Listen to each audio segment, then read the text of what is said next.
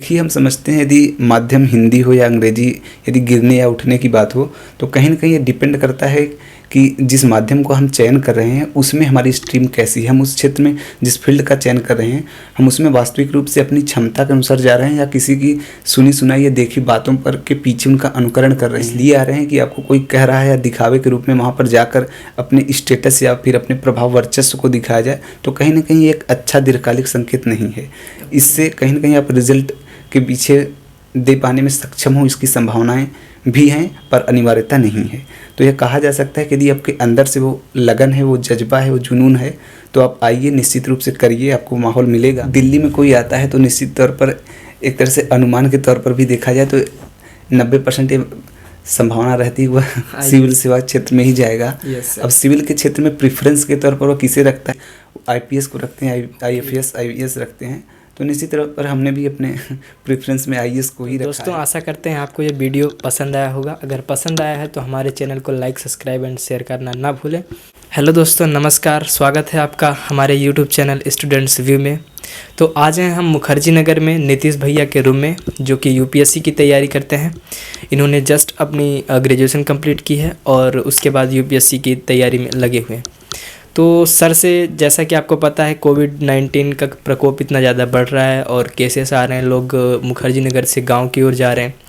तो आज हम इनसे पूछते हैं यहाँ का क्या माहौल है अभी पढ़ने से रिलेटेड, लाइक UPSC एस्पिरेंट के लिए, और कैसे ये रह रहे हैं, UPSC एस्पिरेंट कैसे बिता रहे हैं अपने इस सिचुएशन में अपने टाइम को। तो सर से हम बात करते हैं, बने रहिए हमारे साथ लास्ट तक। हेलो सर, आपका नाम और आप कहाँ से हैं सर? मेरा नाम नीतीश पटेल है और हम यूपी के जौनपुर ज़िले से बिलोंग करते हैं। ओके सर, अगर हम आपके बारे में बात करें तो सर, आपने ग्रेजुएशन कहाँ से अपनी कंप्लीट की है? मेरा ग्रेजुएशन इलाहाबाद यूनिवर्सिटी से हुआ है और 2021 में मेरा ग्रेजुएशन आर्ट स्ट्रीम में कंप्लीट हुआ है। सर, आपका क्या था, ऑनर्स था या प्रोग्राम था लाइक? मेरा BA प्रोग्राम था। ओके, तो सर आपकी जर्नी कैसे स्टार्ट होती है, अगर हम आपके बारे में पूछना चाहें तो, लाइक कैसे आप UPSC की तैयारी करने के लिए सोचे सर? कहीं ना कहीं बचपन से, बहुत पहले से ही एक ड्रीम माइंड में बन चुकी थी और जैसे जैसे एक स्टूडेंट लाइफ से कॉलेज लाइफ, फिर कॉलेज से हायर एजुकेशन में हम यूनिवर्सिटी अपने पहुँचे, फिर वहाँ के जो कल्चर, वहाँ के प्रोफेसरों और वहाँ का जो इन्वायरमेंट कहीं ना कहीं मुझे मिला, वो कहीं ना कहीं जो मेरी पूर्वानुमानित, जो मेरी कल्पना थी, जो मेरा सपना था, जो ड्रीम थी, कहीं ना कहीं उसको और भी प्रेरित किया और उस तरफ बढ़ने के लिए कहीं ना कहीं अंदर प्रेरणा मिली। नमस्कार दोस्तों, वीडियो में आगे बढ़ने से पहले मैं आपको एक बहुत बड़ी अनाउंसमेंट करना चाहता हूं। अगर आप एक UPSC के सीरियस एस्पिरेंट हैं तो आप अनअकैडमी के साथ जुड़कर अपनी तैयारी को और भी ज़्यादा मजबूत बना सकते हैं। दोस्तों, अभी अनअकैडमी के प्लेटफॉर्म पर आप किसी भी कोर्स का सब्सक्रिप्शन लेते हैं तो आपको 20% का डिस्काउंट मिल जाएगा, लेकिन इससे पहले आपको 10% का ही डिस्काउंट मिलता था। अगर आप प्रीलिम्स के रिगार्डिंग लेना चाहते हैं या फिर मेंस के रिगार्डिंग या फिर अपने ऑप्शनल सब्जेक्ट को मजबूत बनाना चाहते हैं, UPSC से रिलेटेड किसी भी कोर्स का सब्सक्रिप्शन लेना चाहते हैं तो आपको 20% का डिस्काउंट मिल जाएगा। दोस्तों, इसके लिए आपको डिस्क्रिप्शन में दिए गए लिंक पर जाएं और सब्सक्रिप्शन लेते वक्त यानी कि 20% डिस्काउंट पाने के लिए आप हमारा कोड SVU यूज करना ना भूलें। आज प्राइस हाइक होने की लास्ट डेट है, तो जल्दी से जाओ और आज ही सब्सक्रिप्शन लें और अपनी तैयारी को मजबूत बनाएं। धन्यवाद। और लोगों का समर्थन मिला, प्लस परिवार का, फैमिली का सपोर्ट मिला, मित्रों का सहयोग मिला, तो लगा कि नहीं, इस फील्ड में जो फील्ड चूज किया है उसमें अपनी एक बार पूरी तैयारी से उतरनी चाहिए। ओके सर, जैसा कि आपको पता है, ये अभी जो जनवरी का मंथ चल रहा है, इसमें कोरोना का बहुत ही ज़्यादा मतलब केसेस बढ़ते जा रहे हैं। तो सर, इस समय में आप अपने समय को कैसे मैनेज कर रहे हो सर? चूँकि शुरू से जब से हम यहाँ पर आए हैं, ये कोविड का ही पीरियड रहा है और आज भी कोविड का ही पीरियड है। बस अंतराल यह है कि कोविड थोड़ा सा इस समय अपने पूर्वानुमानित समय से थोड़ा सा बढ़ गया, इसका विस्तार ज़्यादा हो गया है। तो मेरा जो क्लास था, शुरू से ही हमने ऑनलाइन क्लास को ही प्रेफरेंस के तौर पर रखा था, तो ऐसे मुझे कोई बहुत प्रॉब्लम हो ऐसा मुझे नहीं था, क्योंकि मैं पहले से भी सिंगल रूम में रह रहा हूँ, मेरी क्लास भी ऑनलाइन ही है।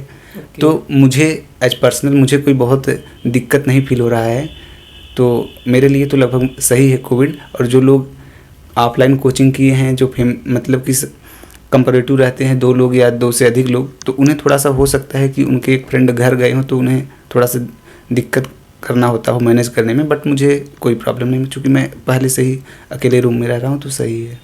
Okay sir, as you mention कि सर आप ऑनलाइन कोचिंग को ज़्यादा प्रेफर करते हो, तो सर ऑनलाइन कोचिंग में आपको क्या बेस्ट लगा? लाइक ऑफलाइन कोचिंग, इवन आप सर अपने गांव से इतने दूर हो फिर भी ऑफलाइन कोचिंग नहीं ले रहे हो, ऑनलाइन कोचिंग तो सर आप अपने घर से भी रह के कर सकते थे। बात बहुत सही आपने किया है कि ऑनलाइन कोचिंग की ऑफलाइन कोचिंग की बजाय अपने ऑनलाइन कोचिंग को ही प्रेफरेंस पर रखा। तो इस रखने के पीछे दो सबसे बड़ी वजह थी। सबसे पहला वजह था कि एक ऑनलाइन प्रेफरेंस में जो है एक रेगुलरिटी और कंटिन्यूटी बनी है, क्योंकि कोविड के पीरियड में भी कई बार क्लासेस बंद हुई हैं, तो एक तरफ से देखा जाए तो कंटिन्यू जो रेगुलरिटी है वो मेंटेन हो रही है। और दूसरी तरफ देखा जाए अगर कोई ऐसे सिचुएशन से आते हैं जहाँ पर इकोनॉमिक प्रॉब्लम के रूप में हो या फिर इकोनॉमिक बहुत स्ट्रांग कोई नहीं हो, तो ऑफलाइन की फीसेस काफ़ी ज़्यादा हैं, मतलब कंपेयर एज ऑनलाइन, जबकि फैसिलिटी दोनों में वही सेम है। तो एक तौर पर देखा जाए तो अगर आप मैनेज कर सकते हैं तो ऑनलाइन किया जा सकता है। यद्यपि ऑफलाइन कोचिंग में बहुत फैसिलिटी आप फ़ायदे मिलते हैं ऑफलाइन में, बट मैंने यूनिवर्सिटी से अपना ग्रेजुएशन किया था तो वहाँ पर मुझे माहौल मिल गया था, तो मैंने ऑनलाइन को ही प्रेफरेंस में रखा है। ओके सर, मतलब जैसे कि आप इस छोटे से रूम में रहते हैं, ये तो काफ़ी छोटा रूम लग रहा है, तो सर इसका फ़ीस वगैरह कितना है? लाइक इस रूम का, और इस रूम में आपको क्या क्या फैसिलिटीज़ मिलती हैं, कितना आप इसका बजट है? देखिए, इस रूम का जो है 6000 इसका बजट है ओनली रूम का, प्लस बिजली का बिल अलग से देना होता है, और मंथली मतलब फूड का फैसिलिटी अलग होती है। अगर आप 3 टाइम्स फूड लेते हैं तो 3000 है, और 2 टाइम्स का 2500 है, मतलब 2500 रुपये। तो सर मुखर्जी नगर में तो लाइक रूम थोड़े सस्ते मिलते हैं, बट आप बता रहे हैं 6000 सिर्फ आपके बेड का रूम वो है, इसमें खाने का अलग से और बिजली का बिल भी अलग से, तो सर इतना महंगा आप क्यों प्रेफर कर रहे हैं? देखिए, हमने जब सर्वप्रथम हम यहाँ पर सबसे पहले आए थे तो हमने कई जगह जो है रूम को देखा जो है, तो कई जगह रूम देखने के बाद मुझे 2 चीज़ों पर मेंटेन करनी थी। सबसे पहली जो थी वो था कि हेल्थ के प्रेफरेंस से रूम क्लीनिंग एंड इन्वायरमेंट मिले, और दूसरी फैसिलिटी थी कि ऐसा इन्वायरमेंट हो जो एजुकेशन को कहीं ना कहीं ब्रेक ना करता हो, जो माइंड को डाइवर्टिफिकेशन या डिस्ट्रैक्शन की ओर ना ले जाए। तो कहीं ना कहीं उस लिहाज से ये रूम मुझे सही लगा कि जहाँ पर यदि इन्वायरमेंट मिलता है, जिस मर्म के लिए, जिस उद्देश्य के लिए यदि हम लोग आए हैं यहाँ पर, यदि वहाँ से यदि कोई कंप्रोमाइज़ करना पड़ेगा तो फिर कहीं ना कहीं ये अपने साथ ही नाइंसाफ़ी होगी। तो मैंने थोड़ा सा कंप्रोमाइज़ करने के साथ साथ थोड़ा सा इकोनॉमी मतलब कि महंगा भी चल जाएगा, इसलिए हमने इस रूम को प्रेफरेंस दिया है। ओके सर, आप कोचिंग कितने दिन से ले रहे हो और आपकी कोचिंग का फ़ीस कितना है और कौन सा कोचिंग है? हमने कोचिंग लगभग 4 मंथ हो गए मुझे। जैसे हिंदी माध्यम से मेरा है तो 1.35 लाख रुपए हैं जो है, ऑप्शनल इसमें नहीं है। अच्छा, ऑप्शनल का आप नहीं कर रहे हो? तो दूसरे कोचिंग में ऑप्शनल मिलता है बट विजन नहीं कराता है, तो ऑप्शनल अभी हम नहीं लिए हैं। ओके। और बाकी जीएस फाउंडेशन प्लस सीसेट चल रहा है, शुरुआत है। सीसेट भी इसमें इंक्लूड है ना? सर कितना बताया आपने? 1.3 लाख? 1.35 लाख। 35 lakh, okay sir. तो सर अगर हम अभी आपके पढ़ाई के बारे में बात करें, लाइक आप कैसे अपनी स्ट्रेटेजी को मैनेज कर रहे हो, कैसे अपने टाइम टेबल को मैनेज कर रहे हो, सर आप इसको मेंशन करना चाहें, बताएं हमारे व्यूवर्स को। यस, यदि स्टडी के टाइम टेबल को मैनेज करने को कहा जाए तो स्पेशली हर व्यक्ति की अपनी अलग अलग स्ट्रेटजी है टाइम मैनेजमेंट की। क्योंकि हम कोई मशीन या कोई ऐसे फील्ड नहीं है कि मेरा फिक्स रूटीन हमेशा एकदम, कोई व्यक्ति सोच ले कि नहीं मुझे 5 बजे उठ जाना है या 12 बजे तक पढ़ना है, तो कंटिन्यूटी वो सस्टेन करेगा। थोड़ी सी फ्लेक्सिबिलिटी रहती ही है, तो कहीं ना कहीं जब उद्देश्य है कि नहीं करना है तो धीरे धीरे जो भी फ्लेक्सिबिलिटी हो बट उसके साथ मैनेज हो जाता है। मतलब कि कभी 5 की बजाय ठंडी है तो 6 बजे उठ जाना होता है, फिर रात के 12 बजे के बाद कभी 11 बजे सो जाना, कभी 2 बजे। वो डिपेंड करता है चैप्टर पर प्लस रुचि पर, उस दिन के इन्वायरमेंट पर, कई फैक्टर होते हैं, तो हो जाता है मैनेज, इस तरह से चलता है। ओके सर, आप अपना कितना समय कोचिंग को देते हैं और कितना समय अपने सेल्फ स्टडी को देते हैं? चूँकि अभी मेरा कोचिंग तो काफ़ी लॉन्ग टाइम तक चलता है, शुरुआती है, तो मेरा कोचिंग लगभग 2 क्लास रेगुलर लगभग रन करते हैं। एक क्लास 3 आवर से ज़्यादा के होते हैं, तो लगभग मेरे 6 से 7 घंटे कोचिंग में ही जाते हैं। ओके। और इसके बाद जो है बाकी का समय जो है न्यूज़पेपर और करंट अफेयर्स के अलावा जो बचा हुआ समय होता है, तो स्टडी के लिए भी, सेल्फ स्टडी के लिए वो 3 से 4 आवर मतलब दे पाते हैं, और बाकी कोचिंग में ही जाता है मैक्सिमम अभी तो। सर आपका मीडियम कौन सा है, हिंदी या इंग्लिश? मेरा हिंदी मीडियम है। हिंदी मीडियम। सर हिंदी तो आपकी काफ़ी अच्छी है, हमें सुन के मतलब अच्छा लगा, आपके मतलब बोलने का जो एक वे है वो काफ़ी शानदार है। तो सर हम अगर हिंदी मीडियम को अगर हम देखें एक नज़रिया से, तो सर हिंदी मीडियम का आपको नहीं लगता थोड़ा रिजल्ट गिर रहा है सर, लाइक डाउन हो रहा है अगर कंपैरिजन करें इंग्लिश मीडियम से हिंदी का? तो देखिए, हम समझते हैं यदि माध्यम हिंदी हो या अंग्रेजी, यदि गिरने या उठने की बात हो तो कहीं ना कहीं ये डिपेंड करता है कि जिस माध्यम को हम चयन कर रहे हैं उसमें हमारी स्ट्रीम कैसी है, हम उस क्षेत्र में जिस फील्ड का चयन कर रहे हैं हम उसमें वास्तविक रूप से अपनी क्षमता के अनुसार जा रहे हैं या किसी की सुनी सुनाई या देखी बातों पर के पीछे उनका अनुकरण कर रहे हैं। क्योंकि कभी कभी ऐसा होता है कि हम यह फील्ड अंग्रेजी इसलिए चूज कर लेते हैं कि कहा जाता है कि अंग्रेजी में रिजल्ट अच्छे हैं, अंग्रेजी में फैसिलिटीज़ ज़्यादा हैं, बुक्स अच्छे हैं, तो उसको देखकर हम चूज कर लेते हैं। बट हमारी उतनी पोटेंशियल नहीं है कि हम अंग्रेजी में सस्टेन कर जाएं। तो कहीं ना कहीं एक रिजल्ट को गायब करने के लिए, तोड़ने के लिए बड़ा माध्यम बन जाता है।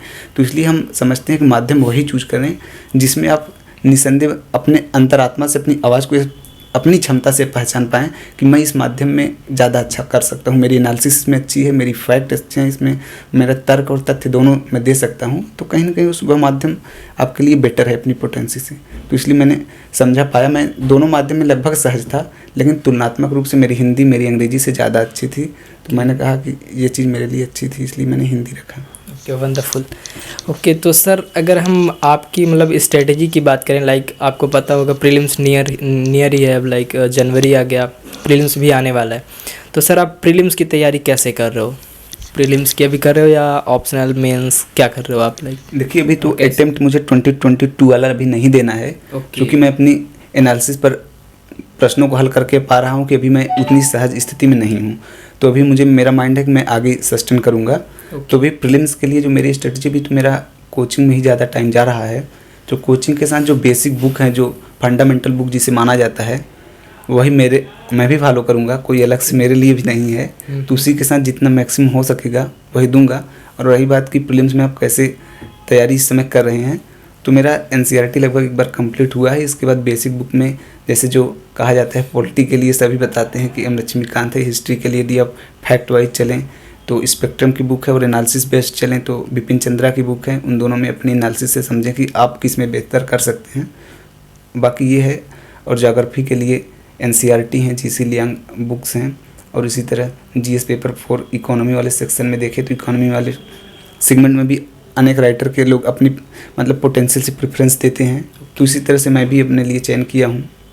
और मेरा तो संजीव वर्मा, बाकी मेरा इकोनॉमिक्स में मेरा बैकग्राउंड रहा इलाहाबाद यूनिवर्सिटी से, तो वहाँ के प्रोफेसरों की हेल्प से मैं भी इकोनॉमी में उनके द्वारा बताए गए बुकों से पढ़ रहा हूँ। ओके सर अगर हम बात करें हमारे जो भाई गांव से आना चाह रहे हैं सर, है ना, तो सर उनको आप क्या कहना चाहिएगा? इस सिचुएशन में आना चाहिए, और आए तो किन विशेष बातों का ध्यान रखें दिल्ली जैसे, मुखर्जी नगर जैसे शहरों में आने के लिए? देखिए, यदि आने की बात है, यदि आपके अंदर से है कि नहीं मुझे चलना चाहिए, तो आप निश्चित तौर पर आएँ। आपको यहाँ पर फैसिलिटी की बात है तो फैसिलिटी अवश्य मिलेगी। और यदि आप इसलिए आ रहे हैं कि आपको कोई कह रहा है या दिखावे के रूप में वहाँ पर जाकर अपने स्टेटस या फिर अपने प्रभाव वर्चस्व को दिखाया जाए, तो कहीं ना कहीं एक अच्छा दीर्घकालिक संकेत नहीं है। इससे कहीं ना कहीं आप रिजल्ट के पीछे दे पाने में सक्षम हो, इसकी संभावनाएं भी हैं, पर अनिवार्यता नहीं है। तो यह कहा जा सकता है कि यदि आपके अंदर से वो लगन है, वो जज्बा है, वो जुनून है, तो आप आइए, निश्चित रूप से करिए, आपको माहौल मिलेगा। और यदि वो जोश, वो जज्बा, वो जुनून नहीं है, तो आप कुछ समय के बाद आप पाएंगे कि जिस जज्बे के साथ, जिस लक्ष्य के लिए, जिस मर्म के लिए हम आए थे, कहीं ना कहीं उस लक्ष्य से हम बिथक हो रहे हैं, दूर हो रहे हैं। तो यदि अंदर से आवाज़ है, अंदर से आप आना चाहते हैं, तो निश्चित रूप से आएँ, माहौल सही है। और यदि आप इसमें सस्टेन नहीं कर पाएंगे तो हर जगह सही माहौल में भी लोग बिगड़ जाते हैं। बिल्कुल, ऑब्वियसली सर।